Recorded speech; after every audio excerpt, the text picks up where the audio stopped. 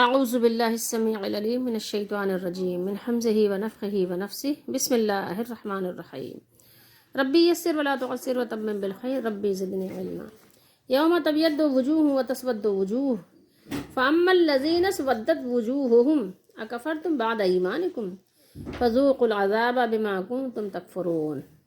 آیت نمبر 106 ہے اور سورہ آل عمران ہے، چوتھا سپارہ ہے۔ ترجمہ ابن کثیر کا ہے، جس دن کئی چہرے سفید ہوں گے، ٹھیک ہے، اور کئی چہرے سیاہ ہوں گے، پھر جن لوگوں کے چہرے سیاہ ہوں گے ان سے کہا جائے گا کیا تم نے ایمان لانے کے بعد کفر کیا؟ پس اب عذاب چکھو اس کفر کے بدلے جو تم کرتے رہے ہو۔ یوما جس دن، یہ چہرے کی سفیدی اور سیاہی، روشنی اور کالا ہٹ، یہ اللہ تعالیٰ نے قرآن مجید میں بہت سے مقامات پر اس کو بیان فرمایا ہے۔ مثال کے طور پر جیسے اللہ نے فرمایا وَيَوْمَ الْقِيَامَةِ تَرَى الَّذِينَ كَذَبُوا عَلَى اللَّهِ وُجُوهُهُمْ مسودہ، یہی نہیں کہ ان کے چہرے کالے ہوں گے۔ اسی طریقے سے اللہ تعالیٰ نے فرمایا کہ غبارہ، قاتارہ، نادارہ، ندرۃ النعیم، یعنی چہرے پہ بھی ان کے یعنی نعمتوں اور تازگی کے یعنی آثار نمایاں ہوں گے۔ اسی طریقے سے فرمایا یومئذ نادرہ الی ربہا ناظرہ، مطلب قرآن مجید میں کافی تعداد میں آپ کو یہ الفاظ ملیں گے، ٹھیک ہے، بیاد اور سواد۔ تو مفسرین کے نزدیک بہت سارے اس سے انہوں نے مراد لیا ہے، بہت ساری چیزیں انہوں نے بیان فرمائی ہیں، ٹھیک ہے، نور ایمان کی سفیدی اور بہت کچھ اس کے بارے میں یعنی مفسرین نے ذکر کیا ہے۔ لیکن قرآن مجید کی یہ اتنی صاف اور واضح آیات ہیں کہ رسول اللہ صلی اللہ تعالیٰ علیہ وآلہ وسلم نے ان آیات مبارکہ کے بارے میں زیادہ آپ نے بیان نہیں فرمایا۔ البتہ عبداللہ بن عباس رضی اللہ تعالیٰ عنہ فرماتے ہیں کہ اہل سنت کے چہرے سفید ہوں گے، روشن ہوں گے، اور اہل بدعت کے چہرے سیاہ ہوں گے، ٹھیک ہے۔ اہل سنت وہ جو سنتوں پر عمل کرتے ہیں، جو صحابہ رضی اللہ تعالیٰ عنہ کے طریقے پر چلتے ہیں، اور اہل بدعت وہ جو دین میں نئی نئی باتیں اپنی طرف سے نکال لیتے ہیں اور اس کو دین سمجھتے ہیں، ثواب سمجھ کر اس کو پورا کرتے ہیں، اس کو انجام دیتے ہیں۔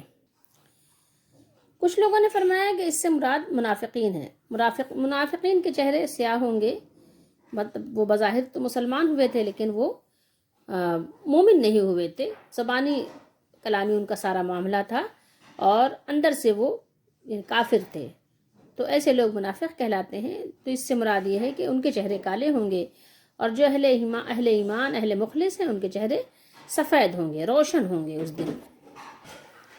لیکن اگر آپ آیت نمبر 105 پر جائیں گے، اس سے پہلی آیت جو ہے، تو آپ کو صاف اور واضح پتہ چل جائے گا کہ کن لوگوں کی بات ہو رہی ہے، کہ کن کے چہرے سفید ہوں گے اور کن کے چہرے سیاہ ہوں گے۔ اس سے پہلی والی آیت ہی ہمیں بتا رہی ہے، اس کا ربط ہے۔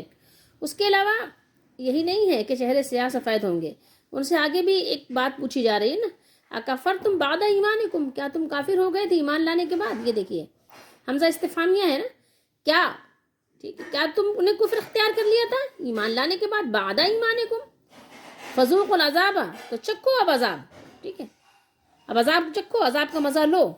چلیں پہلے ہم اس پر بات کر لیتے ہیں چہرے کی روشنی پر، اس کے بعد ہم آتے ہیں یہ یعنی اکفرتم بعد ایمانکم پر بات کرتے ہیں۔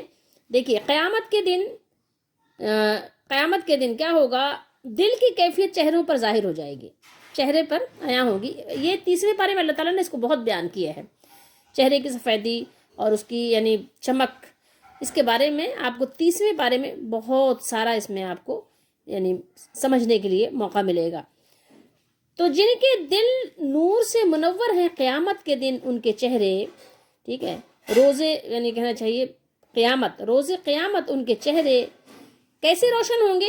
آفتاب مہتاب کی طرح روشن ہوں گے۔ بلکہ حدیث شریف میں ہے نا کہ جنت کی حور جو ہے وہ اگر اپنی ایک انگلی آسمان سے، اگر آسمان میں سوراخ ہو جائے اور وہاں سے اپنی ایک انگلی جو ہے نا وہ نکال کر زمین والوں کو دکھائے تو سورج کی روشنی مان پڑ جائے، گویا کہ جیسے کہ آپ ٹیوب لائٹ کے سامنے موم بتی جلاتے ہیں تو موم بتی کی روشنی کتنی لگتی ہے، ایسے ہی سمجھ لیں کہ اگر جنت کی حور اپنی انگلی دکھائے تو سورج کی روشنی ایسے لگے کہ موم بتی جل رہی ہے، ٹھیک ہے۔ تو یعنی ایسی روشنی ہوگی، اللہ ہی بہتر جانے کہ وہ کیا نور، کیا نورانیت، کیا روشنی اللہ تعالیٰ نے چمک عطا فرمائی ہے اہل ایمان کو۔ تو بہرحال آفتاب کی طرح یا آفتاب سے بھی زیادہ ان کے چہرے روشن ہوں گے، اور جن کے باطن میں یعنی اندر، دل کے اندر، چہرے پہ زبان سے تو بہت اچھی اچھی باتیں ہیں، لیکن دل، ان کا باطن جو ہے وہ کیا ہے؟ گمراہ ہے، گمراہ کن ہے۔ جن کے باطن میں گمراہی کی تاریکی جمی ہوگی، اس روز ان کے چہرے کیا ہوں گے؟ کالے ہوں گے، سفید ہوں گے، ٹھیک ہے۔ اور ایک چیز اور بھی بہت زیادہ واضح ہے، وہ یہ ہے کہ جب انسان خوش ہوتا ہے، آپ کو پتہ ہے کہ نا سارے کے سارے جو آپ کے اعمال ہیں ان کا انحصار کیا ہوتا ہے؟ اظہار چہرے سے ہی ہوتا ہے۔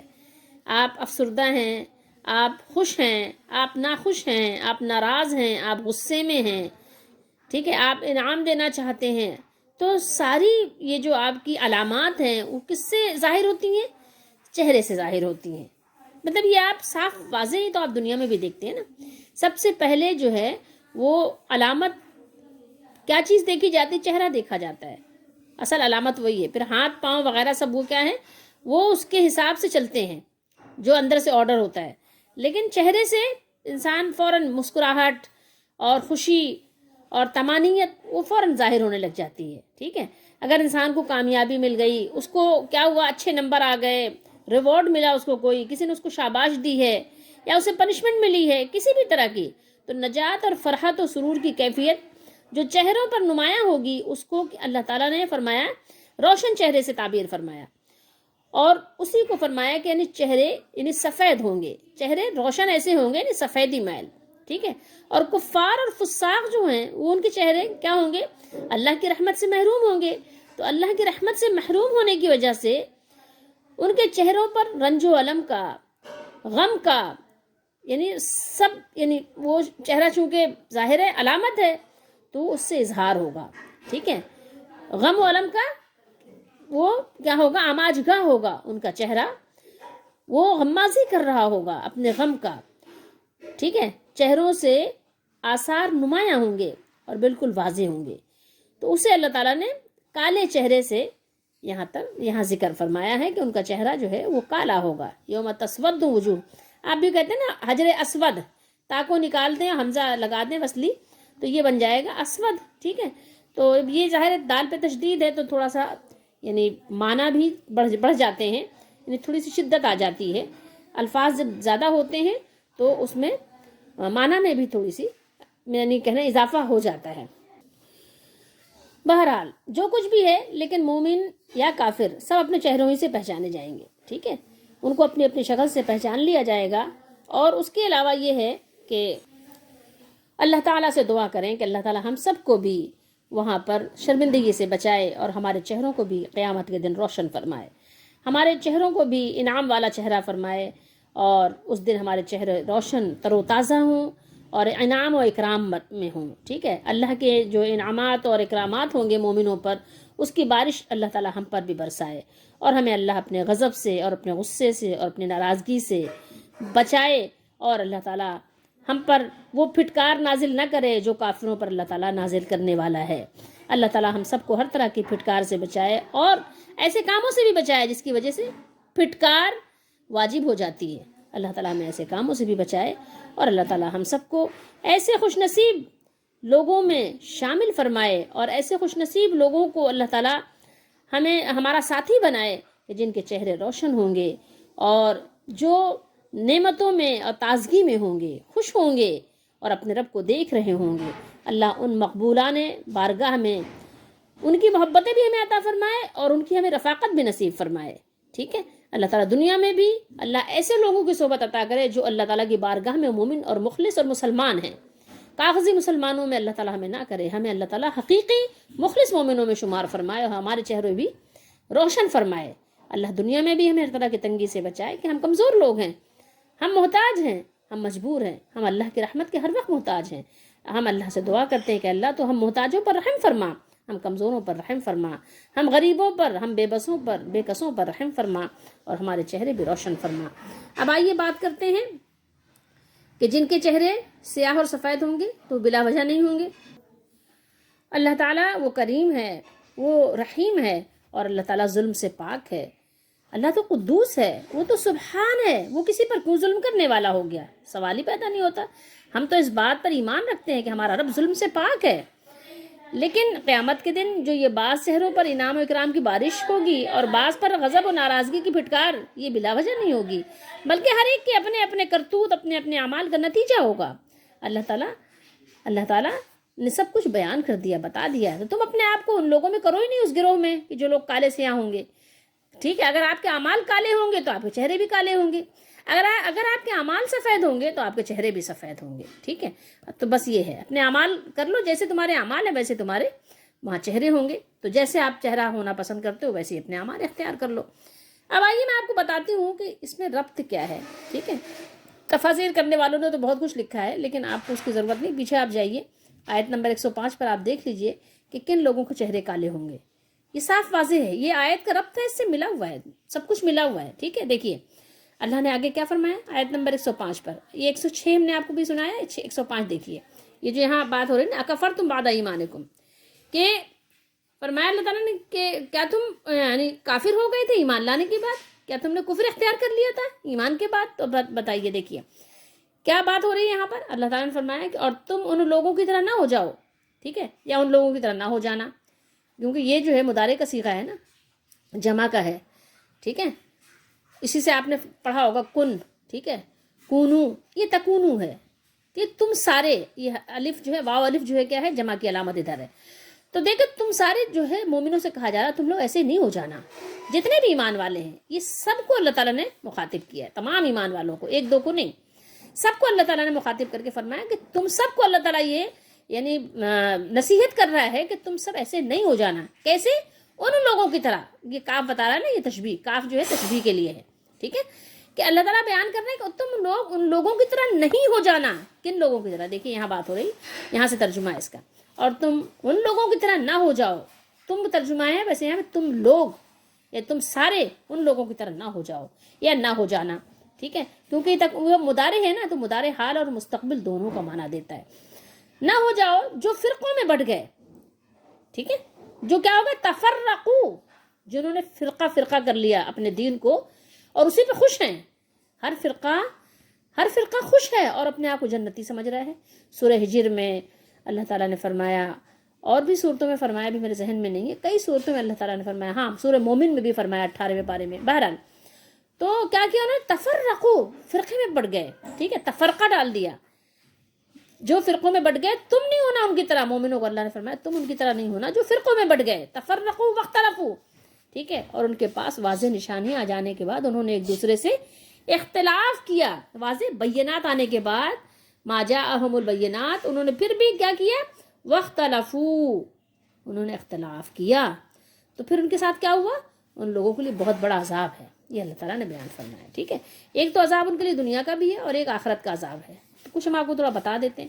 تو جن لوگوں نے, آج اب آپ غور کریں کیا کیا آپ فرقوں میں بٹے ہوئے ہیں, بالکل بٹے ہوئے ہیں. آپ دیکھ لیں اکثریت کو فرقوں میں بٹی ہوئی ہے. ہر فرقے نے اپنا اپنا ایک بلکہ نام بھی رکھ لیا, ایک نام تجویز کر لیا ہے. کسی نے کوئی نام رکھا, کسی نے کوئی نام رکھا. میں بھی ناموں کی گنتی نہیں کرنا چاہتی, اپنے یعنی باتوں کو طویل نہیں کرنا چاہتی. آپ دیکھ سکتے ہیں ہر ایک کسی نہ کسی فرقے سے جڑا ہوا ہے. اچھا, کچھ لوگ یہ بات بھی کرتے ہیں کہ دیکھو فرقے والی بات نہ کریں, فرقہ واریت نہ کریں. بھائی فرقہ واریت ہم کیا کریں گے, فرقہ واریت تو آپ لوگ کر رہے ہو, فرقوں میں بٹے ہوئے ہو. قرآن و سنت پہ آ جاؤ نا. نام پوچھیں گے آپ کے فرقے کا نام کیا ہے, آپ کا تعلق کس سے ہے. اگر آپ کسی کو بتائیں کہ ہم مسلمان ہیں نا, تو وہ آپ کو ماننے کو تیار نہیں ہے. یہ کیا بات ہوئی؟ پھر بھی بتائیے تو صحیح, پھر بھی کیا مطلب, قرآن و سنت کو مانتے ہیں اتنا کافی نہیں, پھر بھی کس فرقے سے آپ کا تعلق ہے. ہر ایک نے کیا کیا, فرقے بندی کر لی. ٹھیک ہے, تو اب جو ہے اگر کوئی پوچھے آپ کا کہاں سے تعلق ہے, تو کہیں گے کہ مطلب ہم مسلمان ہیں, قرآن و سنت کو مانتے ہیں. پھر بھی بھائی کیا بتائیں, پھر بھی مطلب لازمی آپ کو گھسیڑنا چاہتے ہیں کسی نہ کسی فرقے میں کہ ٹھوس دیں آپ کو. ٹھیک ہے, جیسے وہ دیوار کی بلاک نہیں ہوتی کہ وہ ایک کے اوپر ایک رکھتے چلے جاتے ہیں, تو وہ کسی نہ کسی فرقے میں آپ کو لگا دیں, جوڑ دیں ضرور. اچھا, کچھ لوگ تھوڑا ماڈریٹ ہوتے ہیں, لیکن پھر بھی ان کے اندر اتنی بات ہوتی ہے کہ جس پر ابا دادا تھے وہ غلط نہیں ہو سکتے. ٹھیک ہے, وہ اتنا جتنا بھی ماڈریٹ ہو جائیں, لیکن وہ ابا دادا سے باہر نہیں نکل پاتے. وہ باؤنڈری اتنی مضبوط اور پختہ ہے نا, اس سے باہر نہیں نکلتے. کہتے ہیں بھائی، ہم کہتے ہیں قرآن و سنت پہ آ جاؤ. بھائی ابا دادا کے دین نہیں پوچھا جائے گا آپ سے پوچھا جائے گا قرآن و سنت آپ کو آتا ہے کہ نہیں آتا ہے. قبر میں سوال ہوگا من ربو کا، تمہارا رب کون ہے. یہی پوچھا جائے گا تمہارا خاندان کون ہے. خاندان پوچھا جائے گا کیا؟ ابا دادا پوچھے جائیں گے کہ تمہارے دادا کون تھے، پر دادا کون تھے؟ نہیں پوچھا جائے گا. جو پوچھا ہی نہیں جائے گا اس کے بعد. بھائی ابا نے جو کیا، اللہ تعالیٰ ابا پر بھی رحم کرے، ٹھیک ہے، اللہ تعالیٰ سب پر رحم کرے، اور جو ایمان پر گئے اللہ سب کی مغفرت کرے. لیکن ہمیں ابا دادا کا دین دے کر نہیں بھیجا گیا، ہمیں تو قرآن دیا گیا ہے. ہمیں تو رسول اللہ صلی اللہ علیہ وسلم جو دین اللہ تعالیٰ کی طرف سے لے کر آئے ہیں، ہمیں تو وہ دیا گیا نا، ہم تو اس کے پیچھے چلیں. تو اب لوگ ماننے کو تیار نہیں ہیں. تو اب وہ فرقہ کہو یا نہ کہو، کسی نہ کسی فرقے سے ہر شخص جڑا ہوا ہے، ٹھیک ہے.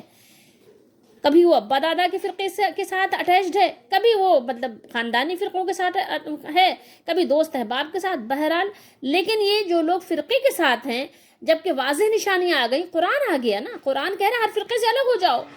لیکن قرآن میں ہی اللہ تعالیٰ نے فرمایا کہ ہر ایک خوش ہے.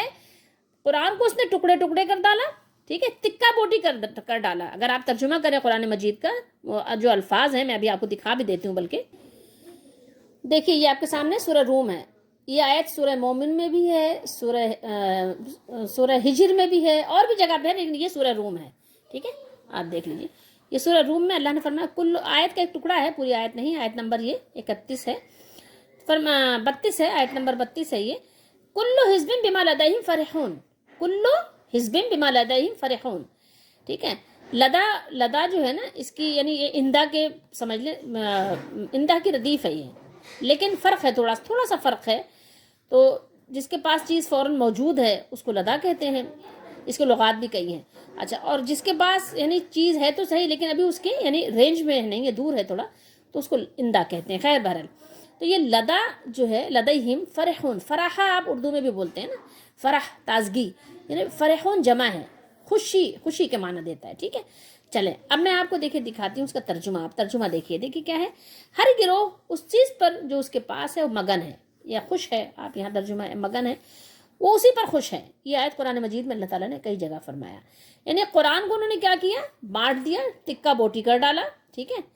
تو اور اس کے بعد جو ہے جو جس کے پاس ہے، وہی ہے نا ایک شعر، اڑائے کچھ ورق لالے نے، کچھ نرگس نے، کچھ گل نے، چمن میں ہر طرف بکھری ہوئی ہے داستہ میری. ہر ایک نے کچھ نہ کچھ لے لیا ہے. کسی کے پاس کاغذ کا کوئی پرزہ ہے، کسی کے پاس کوئی پرزہ ہے، کسی کے پاس کوئی ورق ہے، بس اس طرح سے، ٹھیک ہے. سب نے قرآن و حدیث کا کوئی نہ کوئی ٹکڑا، کوئی نہ کوئی پیس لے لیا ہے، لیکن پورا قرآن کوئی بھی لینے کو تیار نہیں ہے، ٹھیک ہے. اور جس نے جو بھی پیس اٹھا لیا، جو بھی ورق اس کے پاس آ گیا، جو بھی صفحہ اس کے پاس آ گیا، وہ اس پر بہت خوش ہے. کیوں خوش ہے؟ کہ بھائی میں جنتی ہوں، میرا گروہ جنتی ہے، میرا فرقہ جنتی. ایک فرقہ جنت میں جائے گا نا، تو بس وہ ایک فرقہ میرا فرقہ ہے، ٹھیک ہے. اب چند باتیں صحابہ کا نام لے کے بیان کر دیں گے اور کہیں گے بس ہم تو صحابہ کی جماعت پہ ہیں. پھر ان سے پوچھو کہ صحابہ نے آپ کی طرح فاتحہ کیا تھا؟ صحابہ نے اذان سے پہلے اس طرح درود پڑھا تھا جو آپ پڑھ رہے ہیں؟ مطلب سارے ان کے کاموں کے بارے میں جب آپ پوچھو تو کہیں گے کہ یہ بدعت حسنہ ہے اور بدعت حسنہ جائز ہے، ٹھیک ہے. مطلب اب ان کو کس طرح آپ سمجھائیں، مطلب عقل سے بالا تر ان کی باتیں ہوتی ہیں، بالکل عقل میں نہ آئے. جیسے اللہ نے فرمایا کہ اولئک کا کلانام بل هم اضل، وہ ہیں چوپائے بلکہ اس سے بھی زیادہ گمراہ. چوپائے کے پاس تو عقل نہیں ہے، ان کے پاس عقل ہوتے ہوئے بھی عقل کا استعمال نہیں ہے، تو اس سے زیادہ یہ جو ہے گمراہ کن لوگ ہیں، ٹھیک ہے. تو اب آپ دیکھ لیجئے کہ کون لوگ ہیں جن کے چہرے کالے ہوں گے ایمان لانے کے بعد. تو اب دیکھیے قرآن مجید نے جب اللہ تعالیٰ نے یہاں منع فرما دیا، یہ آیت آپ کو بتا رہی ہے 106 105، ٹھیک ہے. 106 نے بتایا کہ چہرے کالے ہوں گے اور وہ ایمان لانے کے بعد وہ کافر ہو گئے. ان سے پوچھا جائے گا کہ تم تو مسلمان ہو گئے تھے، مسلمان ہونے کے بعد تم کیوں کافر ہو گئے؟ اس لیے کہ تم نے اللہ کی بات نہیں مانے نا. اللہ نے تم کو منع کیا تھا کہ دیکھو تفرقہ نہ ڈالنا دین میں. قرآن سے الگ ہوگے تو لازمی تفرقہ پڑے گا، سنت سے الگ ہوگے تو لازمی تفرقہ پڑے گا.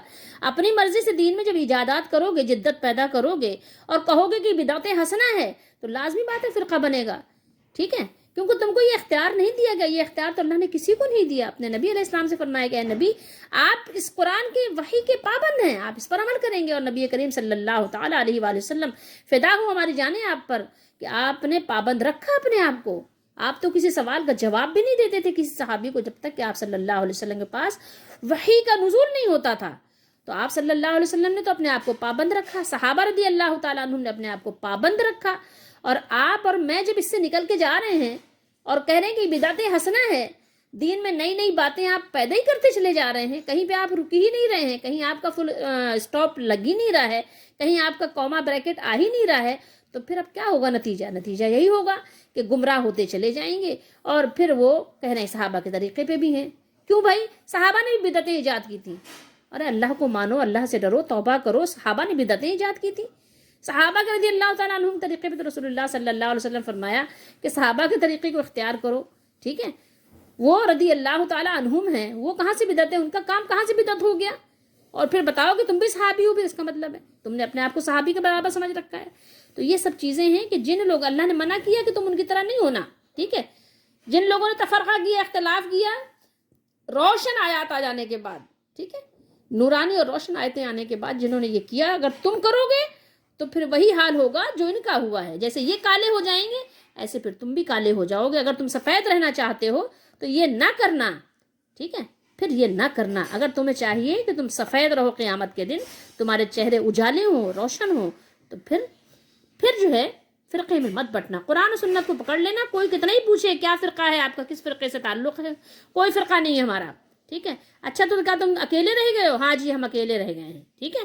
طوبیٰ للغرباء، ہم ان میں لوگوں میں ہم جانا چاہتے ہیں جن پر نبی کریم صلی اللہ علیہ وسلم نے فرمایا اجنبیوں کو ہماری طرف سے مبارکباد ہے، ٹھیک ہے؟